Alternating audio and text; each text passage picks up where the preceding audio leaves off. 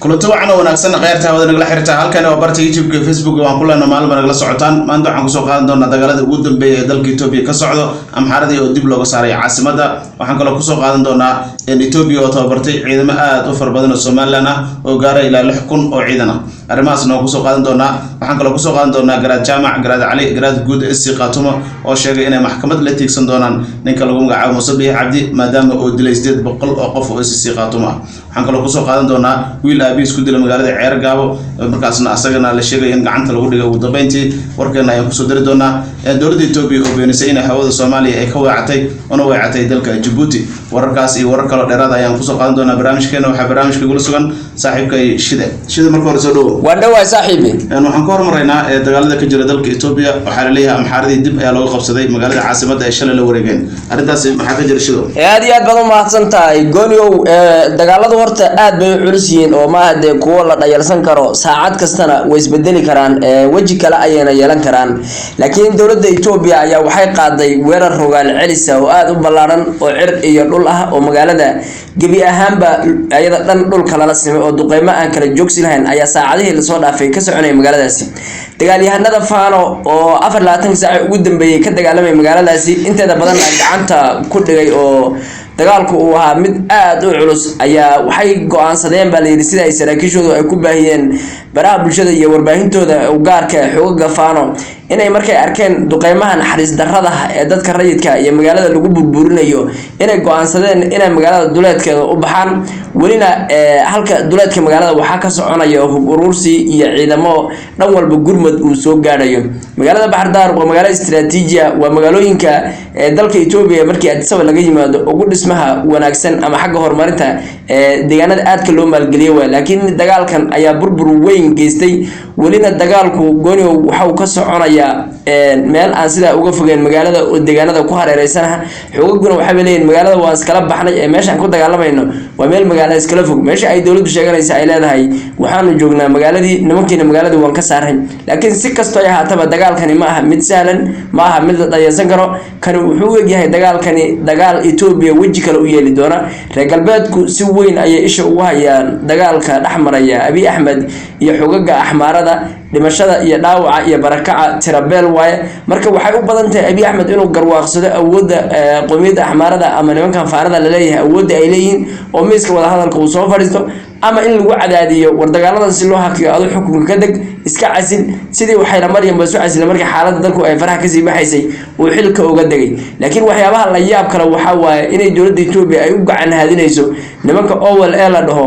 oo u dagaalama qowmiyadda Oromada ama ciidamada xoreynta Oromiya loo yaqaano ayaa waxa la leeyahay Addis Ababa ay ku soo dhawaadeen dowladda Abiy way soo giin waxay leeyihiin haday nimankaasi militariga soo jabiyaan annaga ayaa u barbardhigayna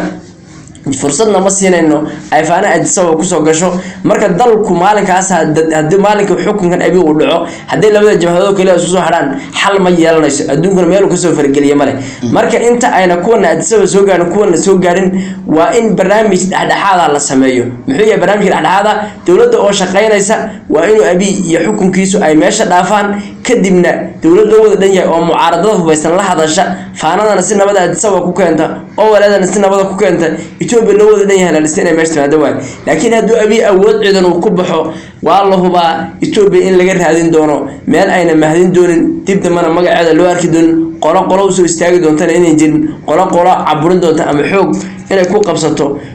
isku day doonta inay jirin marka gooniyow hawshu aad bay u adag tahay gobolka axmaaradana waxa laga dareemayaa hawlo aad u culus oo Itoobiya laga yaabo inay xaalad halis ah geliso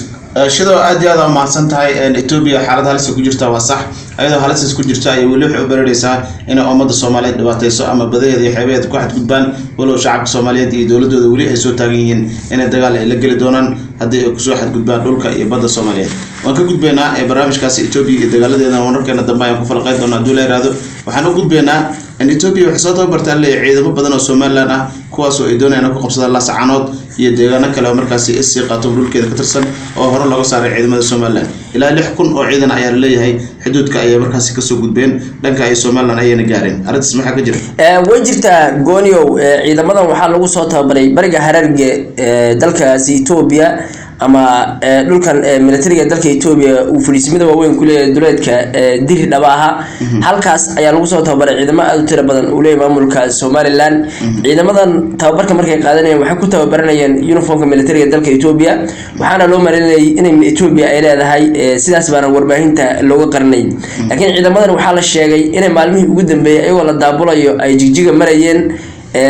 loona gudbiyay tog wajaalana ay ka talaabeen markay tog wajaala gaareen ayagoo dadku ay isleen waa Ethiopiankii oo talaabayo oo lughayi saylac iyo Somaliland gudaheeda galaya la ogaaday inay ciidamadan ay leedahay Somaliland markii hore jigjigana ay mareen ayagoo bariga hargeysa laga keenay gaadiid waaweyn lagu daabulayo tababar ay xaggaas ku soo dhameysteen waxa cadeynaysa inay Somaliland iyo Ethiopia ay si weyn hadda isku dhaxmeelmeen Ethiopia ay tababarayso caloosho shaqaystayaal Somaliland u dhashay oo si ay maartay ayagoo ugu shaqaysato danaha gaarkan oo ugu fushato una difaacaan maamulka Somaliland sida dhabta ugu shaqeeya dawladda Ethiopia marka waxa la leeyahay ciidamadan waa ciidamo loogu talagalay inay qabtaan saylac iyo lughayi Ethiopia ayaana hubaynaysa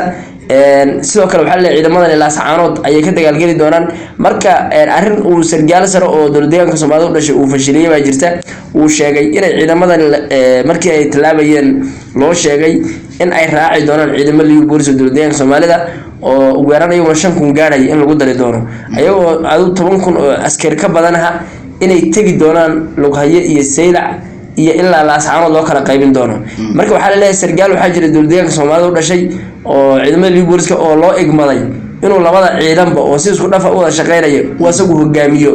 sargaalkii markii uu diiday baa la yiri inuu hogaamiyo oo ciidamadan uu asagu qaybta weyn la saacanood uu aado soo ciidamadii hogaaminaya kuwii Soomaaliland loo soo tababaray iyo kuwii liiga booliska inay halkaas tagaan marka dawladda Ethiopia waxay danta uga lahayd baa la yiri ciidamo Somaliland iyo kuwa deegaanka Soomaaliya oo magaca Soomaaliya wata laakiin aan Soomaali ka turjumaynin inay dhulka ku qabsatay ay rabtay laakiin haddii Ethiopian sidoo tagaan waxay ka baqaysaa baa la yiri Ethiopia inay axyaa wadani ka dhacdo oo Soomaalidu si wada jira dagaal u soo galaan jikala inuu yeesho wajhi kale yeesho Ethiopia ugu soo dushay Soomaalidu ilaa kii waqooyi joogay ilaa kii koonfur joogay ay si wada jiraan dagaal u galaan Ethiopia iska saaraldo sidii waagi hore dhacday marka waxa la rabay inay liiga boolis iyo Somaliland oo la isku daro sidaan lagu hawlgalo marka sargaalkaas la yiri adigu hogaami ciidanka maadaama Ethiopian arrimaha aad fulin karto luqadda Ethiopian aad ku soo military Ethiopian halka kala xiriir karto oo xisaad aad u baahan iyo gurmad lagu siinayo kuwa Somaliland ka garda marka sargaalka waxa la yiri arrinta ka cudurdaas sargaalkaas waa la xiray markii la xiray waxa loo gudbiyay adisaba sargaalka loo gudbiyay oo waa la qaadayba marka sargaalka la xiray arbaraaj markaas u fashilmay marka wax lagu bedelaa la waay marka hadda wali qorshuhu taagan yahay dawladda Ethiopia waxay diyaarinaysaa baa la yiri sargaalkii bedel la ama ciidamada hogaamin la wali hawshu ay socotaa qorshooyin waaweyn jiro oo markaas la doonayo in la saacanood dib loogu qabto in garaadada istiqaatuma ay ka hadleen in dagaal oo halkaas ka soo wajahayay Somaliland ciidamo badan oo markaas ay soo wadana way sheegeen waxay kala sheegeen in diyaar garow ku jiro gobolada Cayn Sanaag iyo deegaanada kale magaalada Cirgaabo waxa wiil oo abiis ku dilay saakay magaaladaasi oo ka tirsan gobolka Sanaag ay waxa leeyahay wiilkaasi